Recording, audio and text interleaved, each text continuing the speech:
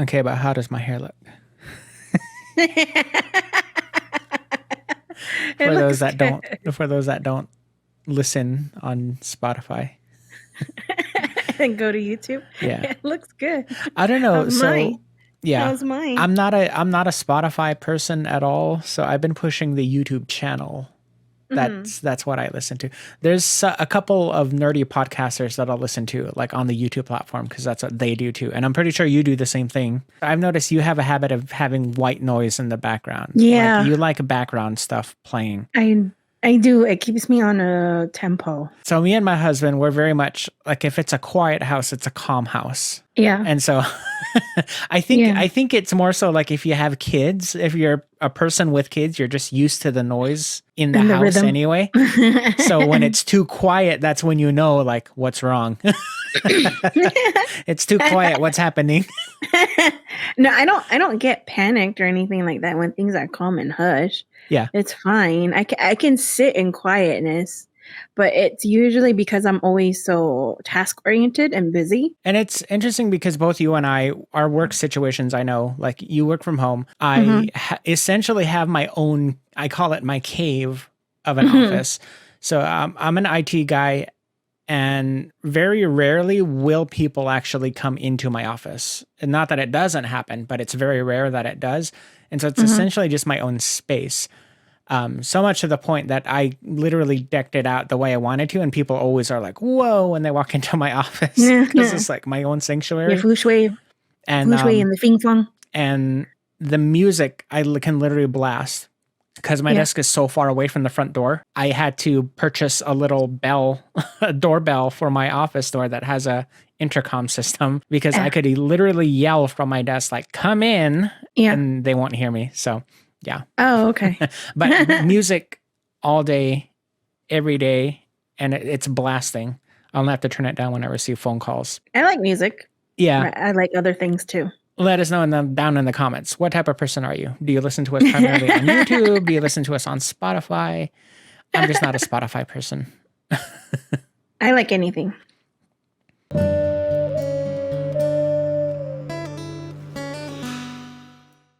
So, in this episode, welcome to the Indigenous 21 podcast, by the way. My name is JD.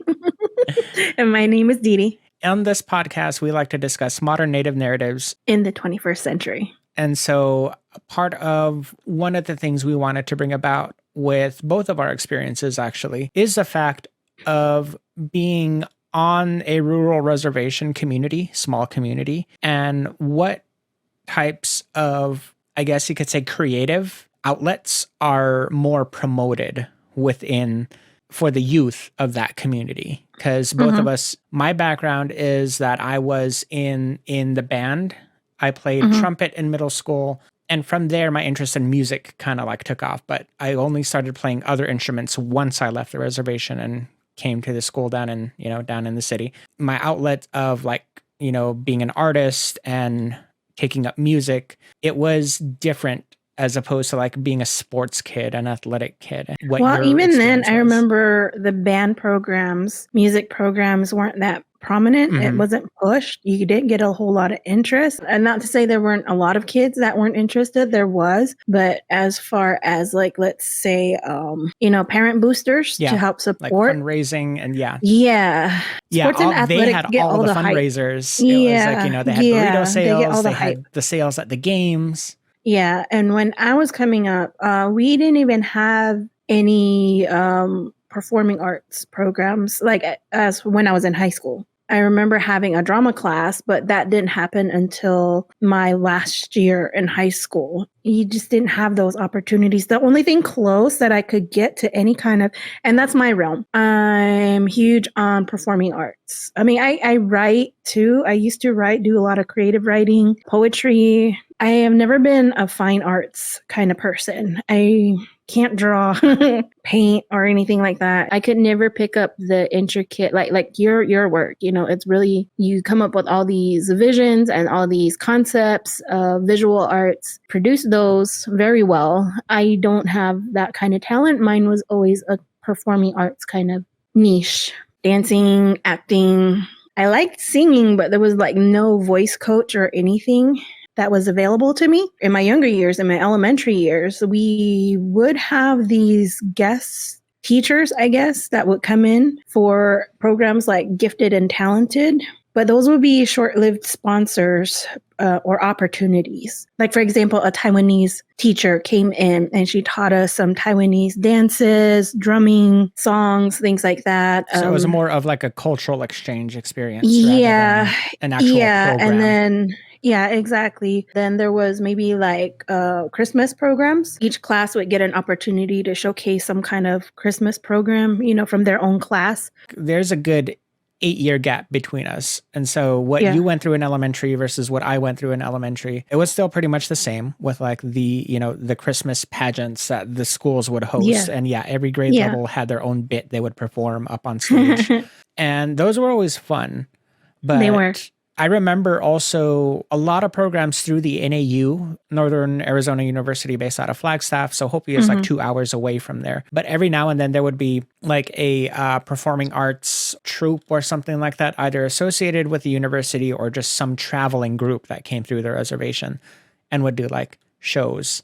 I remember one year, I don't know what program it was, but it was like a puppeteer type of program where it was college student based, but they had like all the props and the puppets and stuff like that where they put on and they all had some kind of a moral at the end of it. Something, yeah. It was like based off of these African animals, and then afterwards, then they would talk about the story, but then also they would go into like, if you have any questions on how we do the setups, how do we control the puppets, how do we, do this? I never had that when I was growing up. If anything, there was only showcases, the performers themselves. And it was usually related to something like Dare or something like no drugs and all that stuff.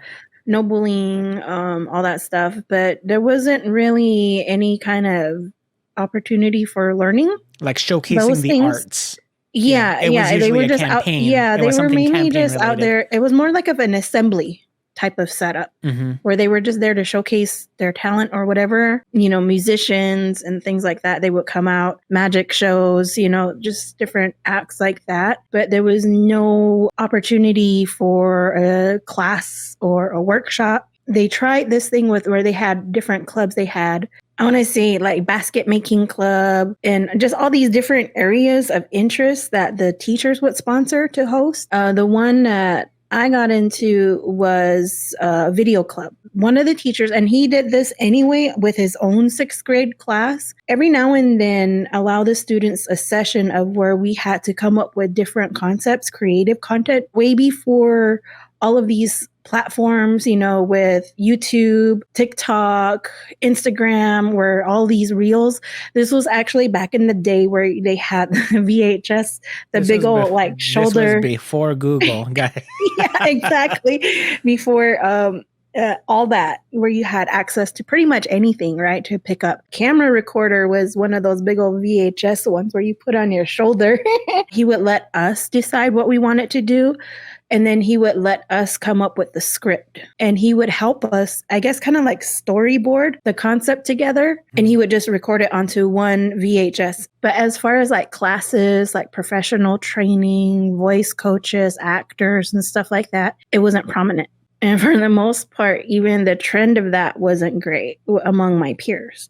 It was thought to be looked at as something really goofy, like a ridiculing side to it. Yeah. So the one thing that comes to mind is, for our younger listeners, if you ever watched the show Glee, it's very much that same type of stigma. Like that, that show was not kidding. Like at the treatment of if you were in that type of, group. And then a lot of it, and which was really stupid, it was you think you're better than us, or you're trying to be.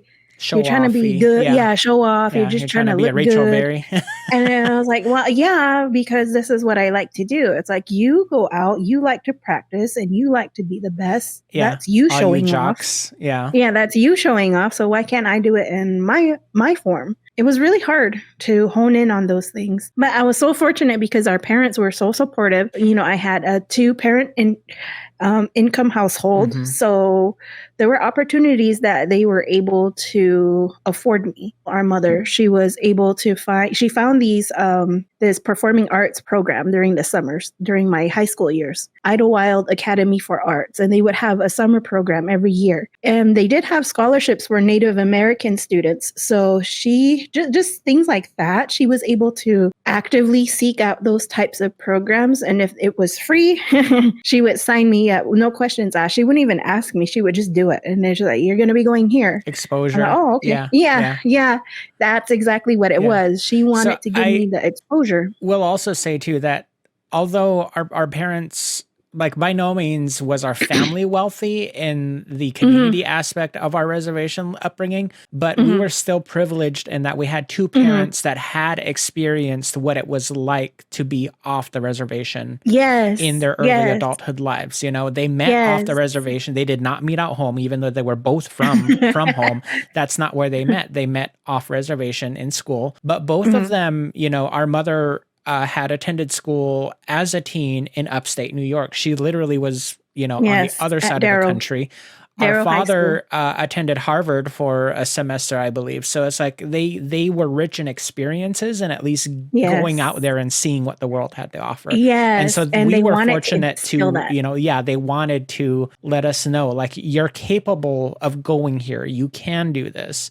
And they were really great at fostering the resources, or at least what they could find and seek out on their end. That's what they were good at for us. It was neat. I got to experience moving away from home for short phases of time. Yeah. And not being dependent on my family. Like, you kind of had to pick up, I guess, like an independent lifestyle for a little bit. Back then, there was just snail mail. Back then, there wasn't social media or smartphones where you could instantly, FaceTime with anybody. No, there were payphones. Or you had to pay for the phone call. Yeah, exactly. You had to have a phone card. Otherwise, when you call collect home on a landline, that stuff got expensive. It was either calling cards over the landline phone or snail mail. It was funny because when I left, I never called home. I didn't write or anything like that. I usually never even called until the day before we were about ready to leave, because you need to be here to pick me up at this time. I guess I'm ready to go. Exactly. And be like, they told me to tell you. Exactly. And mom would be like, "God, you haven't even called." But also, I think, like, as a parent, that's a good sign too. As like, if you're sending your kid away, and if they're not bothering you, they're occupied. Right.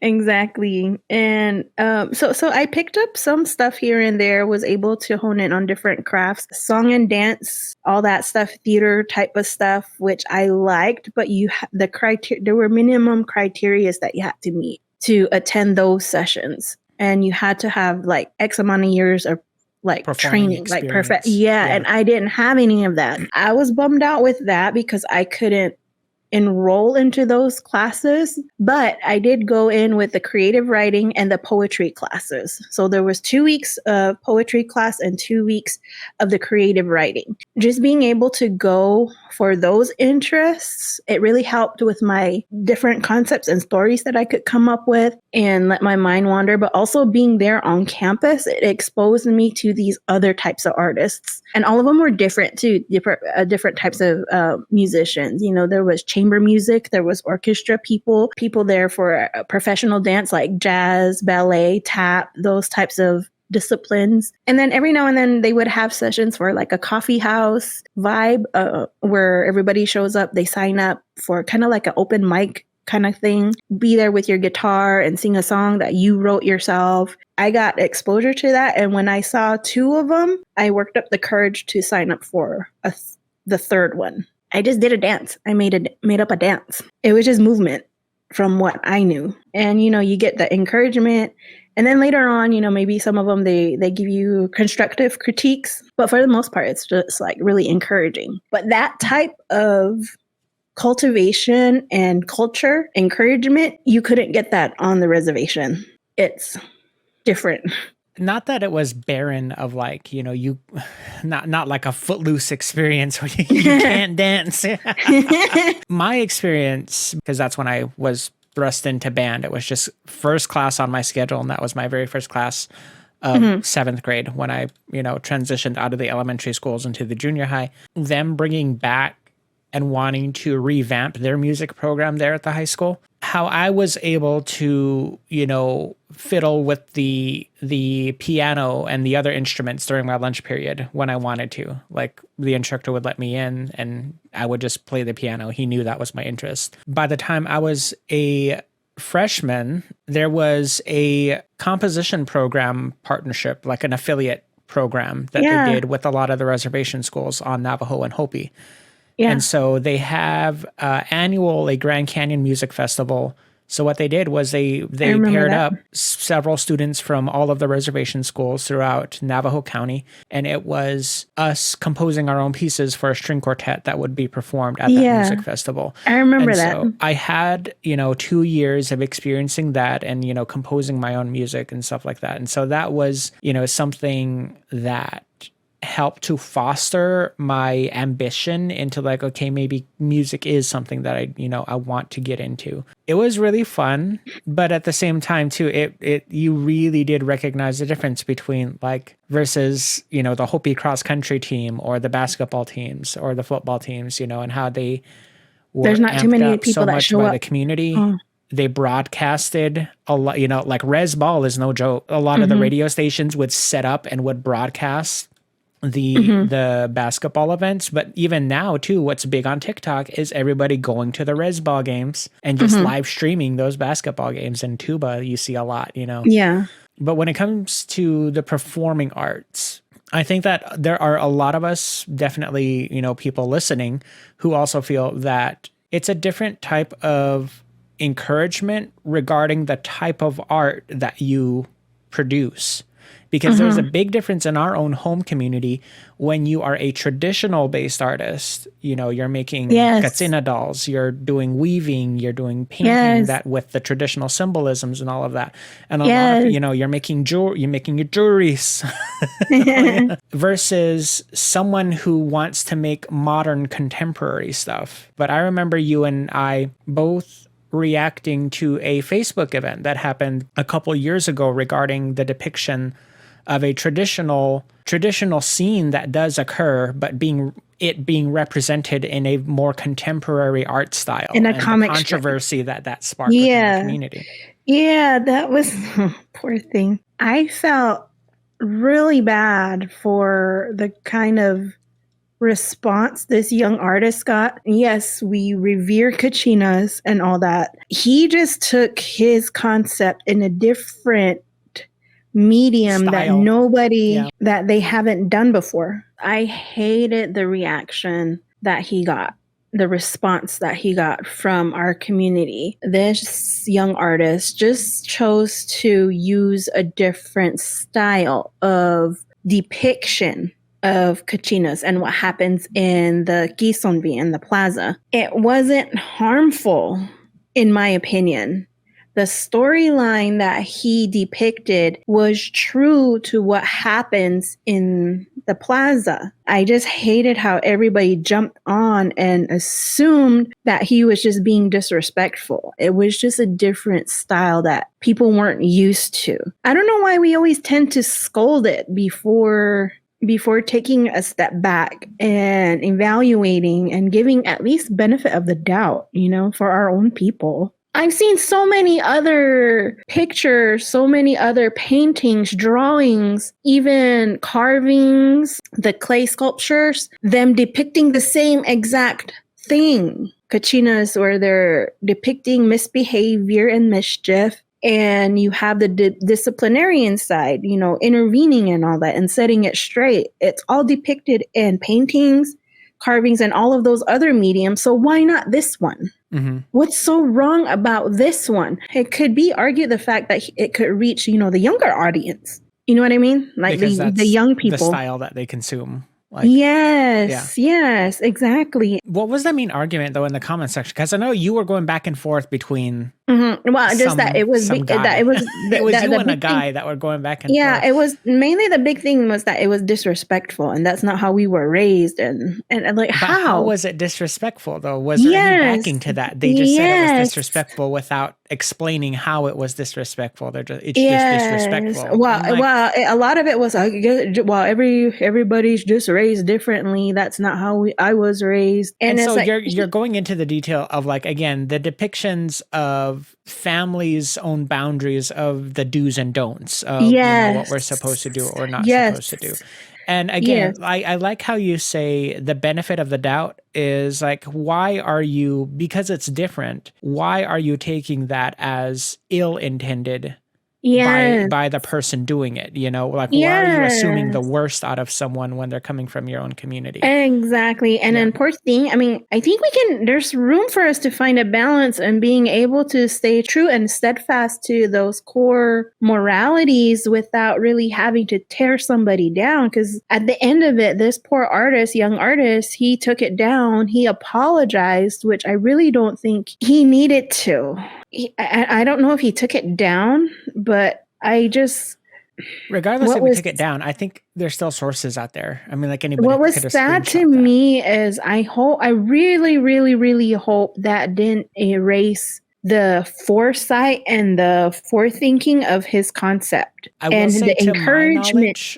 I haven't seen anything generated along that line since. Yeah. At least not as to the scale of what he did, because it looked cool. Right. It looked cool. The thing that I really liked about it too is that it was portrayed it was all black and white. It wasn't even in color. It was all black and white. So it was like true to that, to the what do they call them? Graphic novel.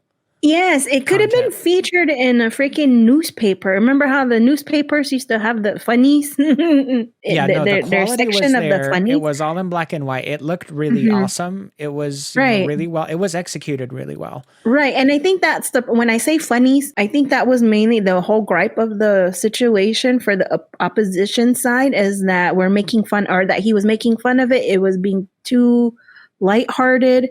And the Kachinam, or they weren't being revered enough. Again, like you said, it could be a publication type of artwork. It speaks to how non-native people will use certain publications for native artwork. And I think, equating that with an actual native artist who made it versus a media outlet who's just going to use native material and stamp that on a page for publication. I can kind of see why people would, want to get defensive of that because of that depiction in modern media. And we see the misrepresentation. We see misrepresentation of native culture being portrayed in modern media by non-natives. When you're producing content that looks like it's, mass produced, I can see why. I don't know. Well, I'm not making an excuse for why they to justify why they reacted that way, but I can kind of see the correlation.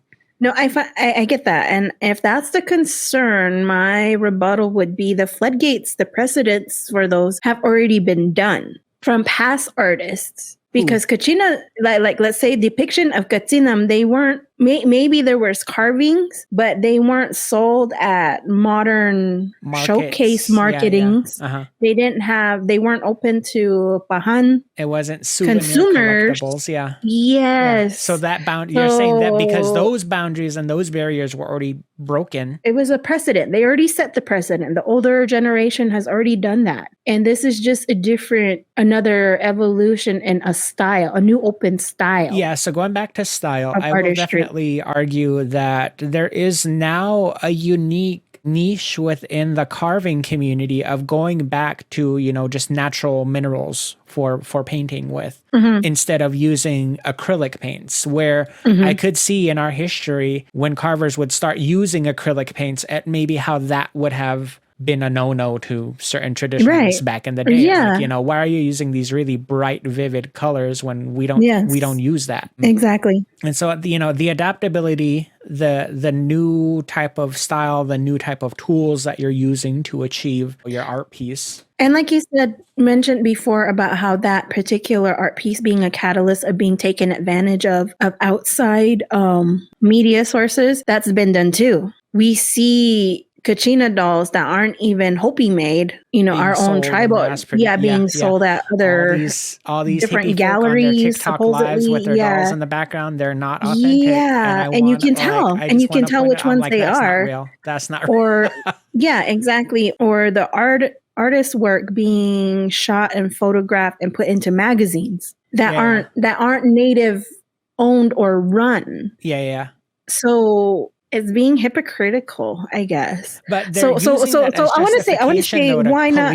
police these artists, and then they're portray. That's like I because want it's like that, because that's happening. They're using that as to. justification for the policing of you Hmm. shouldn't be doing this, you shouldn't be doing that. You know, they're Right. using that for the justification of people like me. You shouldn't be posting this. You shouldn't be talking about this. You shouldn't be talking about, you know.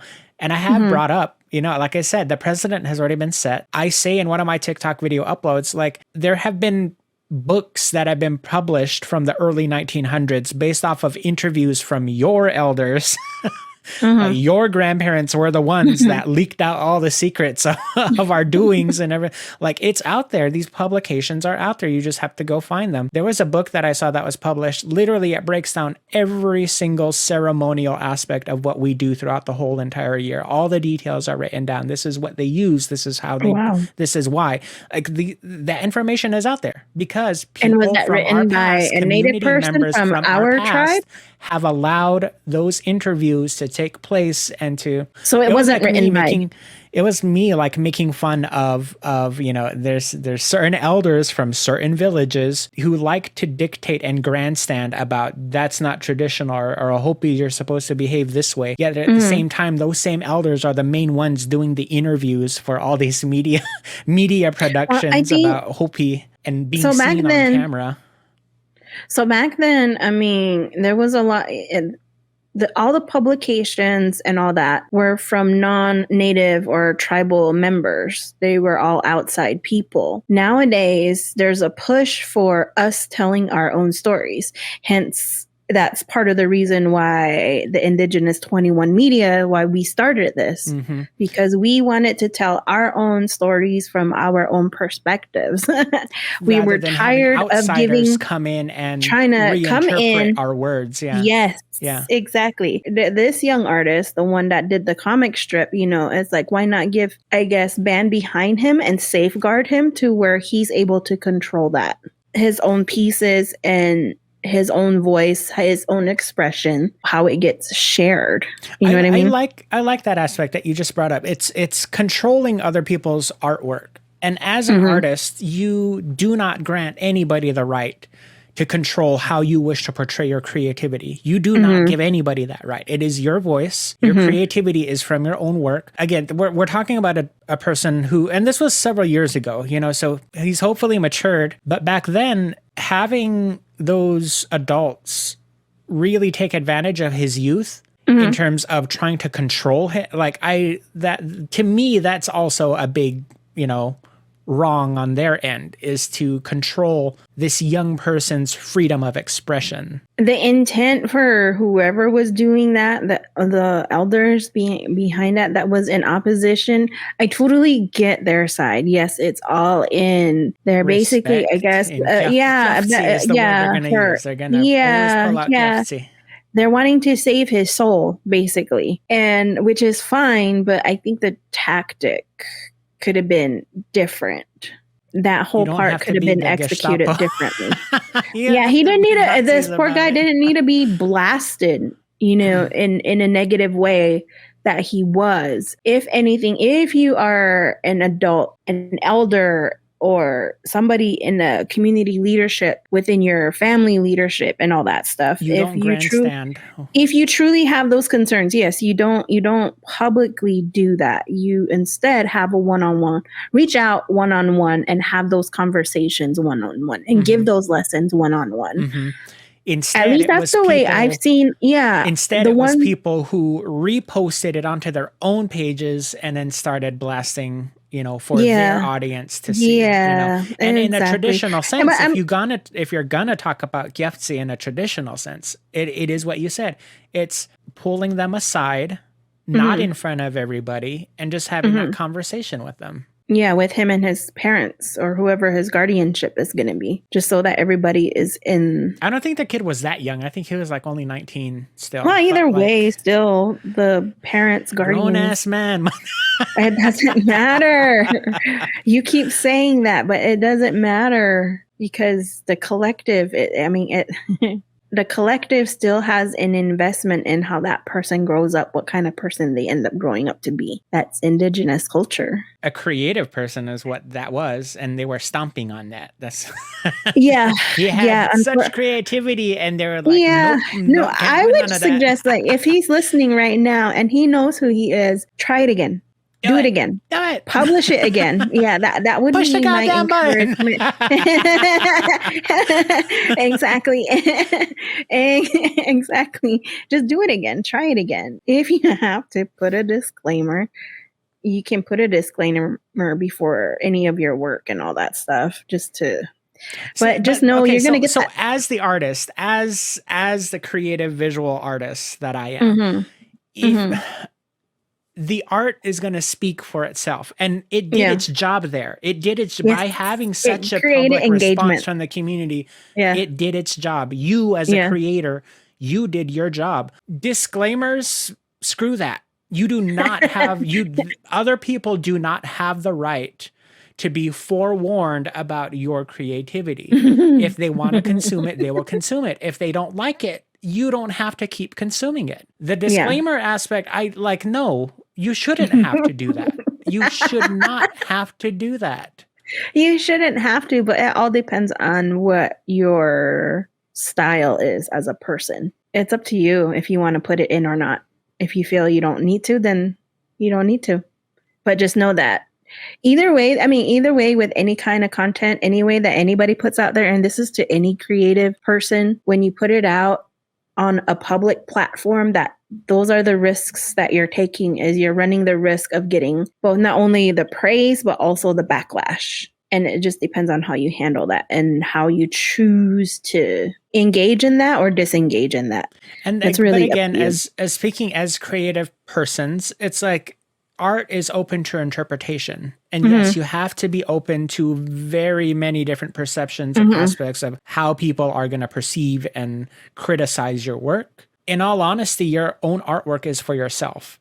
Whatever your set, because as artists, we are already our worst critics. And so I say, as a creative person, if you're at that point to where you can comfortably put one of your own works out there in public, where you're satisfied with how it turned out, that's enough trial and testimony to the amount of work and effort that you put into what you are doing. Because at that point, the opinion of other people really doesn't matter. That's their issue, take it with a grain of salt. It's their issue, not yours. Yeah, you can take it with a grain of salt, and you can choose to filter out ones that you think will be helpful towards your growth, your craft growth, or get rid of the rest. But I'm still saying that your art is, it's your freedom of, it's how you speak to the world around you. And to have someone come to you and tell you you cannot, speak your truth, speak your experiences the way that you want to, it's overstepping. It's control. It's control. That's what it is. It's that, again, and I will say, because it was mentioned in that last episode, the totalitarianism aspect of wanting to control these creative people within our communities, it goes too far sometimes. Right. And the best way we collectively can ensure the safety of our community in terms of what is appropriate versus inappropriate, that's for the general public to decide on and to come to the consensus on, because the public will speak for itself in whether or not something gets a lot of attention, positive attention, or a lot of negative attention. That's the determining factor. But bringing it back to creativity and pushing the boundaries of traditional artistry, and pushing the boundaries on what you want to try. We're now in this area, in this time where you can start blazing those trails for yourself. You can start being the one that is the barrier pusher. In my day, like I said, I didn't really have anybody to look up to. I didn't have resources like how you guys do today, these platforms where you're able to self-showcase and put yourself out there. That wasn't available to me. Mine was the traditional it had to be route. fostered. You had to be coached. Where you had to go to this. Yeah, You had to be classically trained. You had to go to the schools and then go to the auditions. I mean, the audition part for any of the other stuff, like actual cinema, Hollywood, all that stuff, you still got to do that. Even collaborating with other digital content creators. So you still got to, see if it's the right fit and all that stuff, and auditions and things like that. But now it's more prominent to where you have easier access. You got more access to scripts, written music that you can learn. You have all of these YouTube videos where you can pick up, different snippets of different musics, or let's say a monologue, voice coaching, things like that, where back then it wasn't as prominent, and it was so hard. So the resources that you mentioned modernly, when I transitioned at 15 from living on the reservation to coming down to a more rural area, we had more access to like internet and everything, right? Who's calling me? Tucson FCU. I don't know who you are, but I'm gonna block you. Hold on. Stay like that.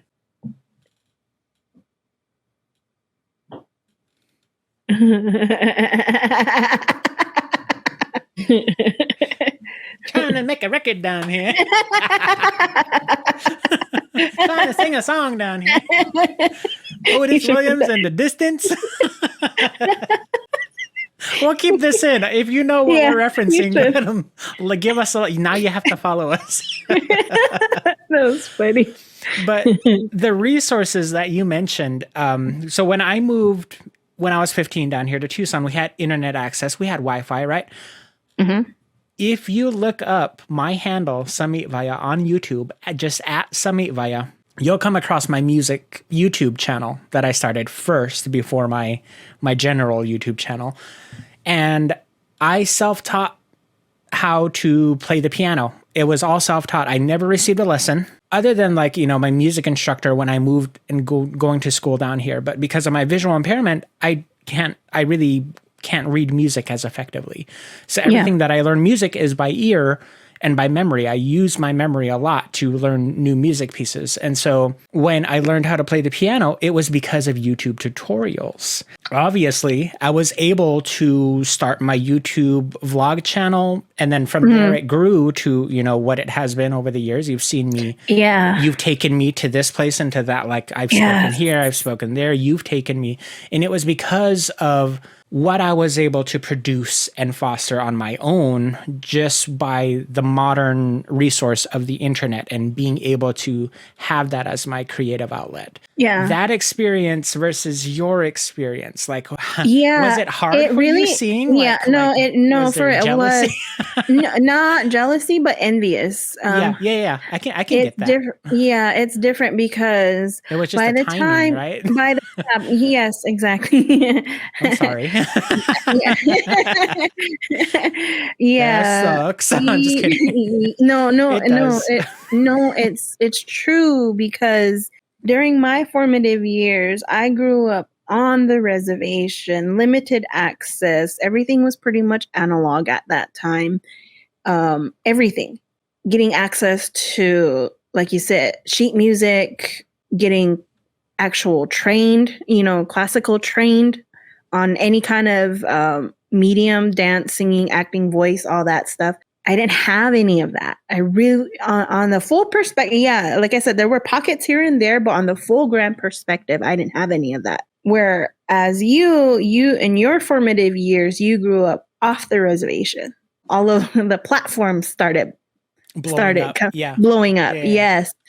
And so by the time I got to it, I was already I considered myself old. But you had a kid, so you were exactly. a mom by then. Yeah, exactly. I was a single so your mom. Responsibility shifted from yourself to raising this kid. Exactly.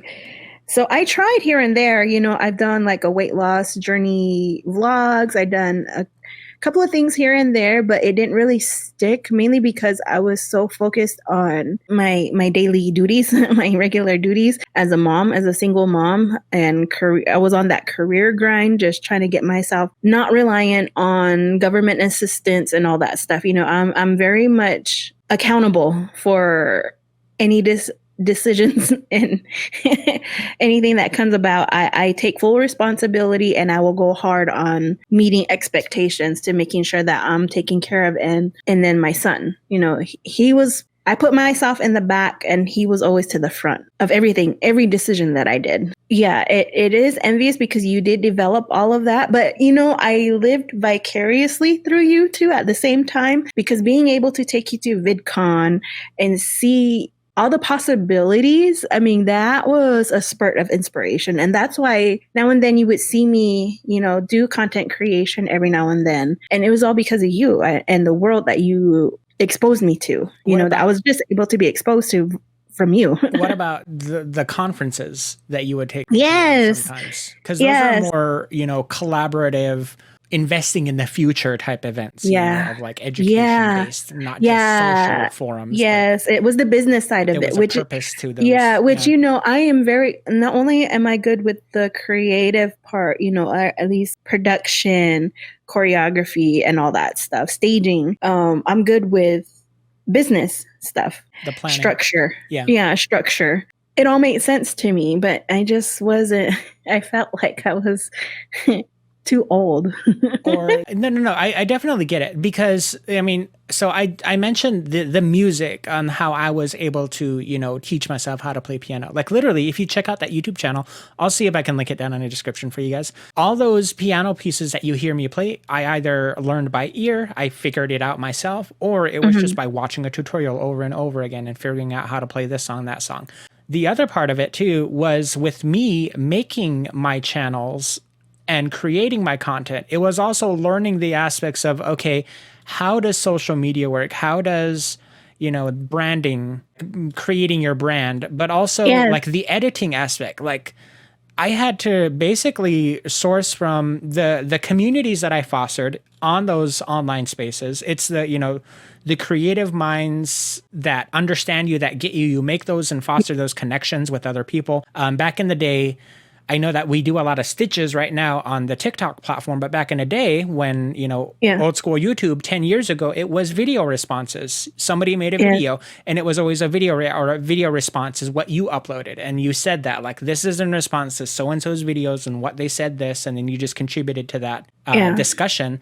But connecting with other people on those spaces, on those platforms was how I learned what software do you use? What editing do you do that, how what kind of camera do you how do you, use? This effect? What do you, it's that networking, and it's just really deep diving into like doing the research on your own. Me discovering OBS and how that works, me discovering, I use Adobe Premiere. And then it's like, okay, now I got to teach myself how to use this really, really robust editing software. The work that it takes for you to really go in and to be like, okay, train yourself, teach yourself.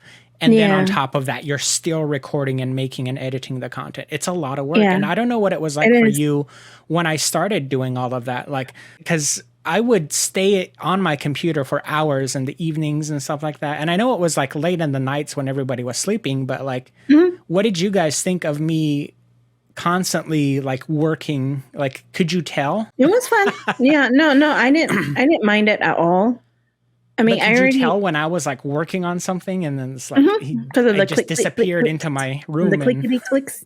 And the investment of like, the lighting and the cameras and stuff like that. And now we're at the point where the camera phones, the phones, that's all you need. The cameras on your phones are now so good enough. You don't need a $600 camera anymore. That's all you need. Yeah. But yet in my day, like I literally invested into 3 different cameras throughout my, my YouTube journey, spending thousands of dollars on equipment and on the subscription-based softwares too was another thing. Before Adobe was subscription-based, it was forking over, okay, I'm paying $200 for this editing. Even the non-copyright subscriptions too, having access to those. Yeah. It honestly is about timing, and it is. Imagine what I could have done had TikTok been a platform. Like, imagine how big I would be now if TikTok was 10 years ago. I kind of actually like the older format though. It's more intimate. It's not. So the difference now, our attention, the way we grew up, our attention span is more robust than I will people definitely say now. that. So when Vine was a thing, I never got into Vine. I never consumed that, even though it rolled out. While again, like the whole YouTube vlogging community, that was a thing in my later teens. Like that was when I was 18, 19, 20. That's when that community blew up. When Snapchat came out too, I never really got into Snapchat just because I thought that the format was weird and shorter content is what I always hated. And that's why it took me a while to accept TikTok, because it was only a minute long. And I'm like, how do you only watch a minute long video? You know, the difference now too, concerning the algorithm into what is pushed to you, that is the most disappointing thing actually, because, you know, you could come across such authenticity back in the day versus now it's like, oh, we've noticed you like watching this more, so we're just going to feed the same thing to you, you know? Yeah, I think too, that's another reason why I didn't really stick to like consistently with my own channel, because I didn't have a niche. I have different interests. And so I never really cultivated a niche. Well, I say that's what prohibited me from getting a larger following than what I could have gained, because it started with me like, oh, I have albinism, I'm going to start talking about that. And then it's like, oh, I just came out, let's talk about that. And then it's like, oh, I realize there's not a lot of Native people on here. Let's talk about that, you know? And so I always tell myself it's because I go back and forth on the type of topics and the, you know, what community I'm speaking to is the reason for it. Like, you know, I have an okay amount of followers, but I think that if I had like narrowed it down to one specific thing, it could have grown a lot faster. But a lot of people who really, you know, listen and follow me now and have been following me for years really appreciate just the authenticity that I have. And like, this is what I want to talk about today.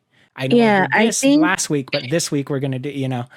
Yeah, I think that's where our downfall is. We don't create just to create because it's a fad. Yeah. It's the authenticity. We like, because we don't like bullshit. That's why we call out bullshit a lot. We would stop doing it if we would call ourselves out going on those. Back to being the creative person. You're not going to let someone else control your work and what you want to do. And I hate that. And so I honestly think if our growth suffers from that, then our growth suffers. Yeah. Again, it's all about self-satisfaction, because if you're a creative person, you know this, that you're your own worst critic. And so anything that you make, if it's able to survive your own criticism and be like, nope, it's crap, I'm gonna scrap it.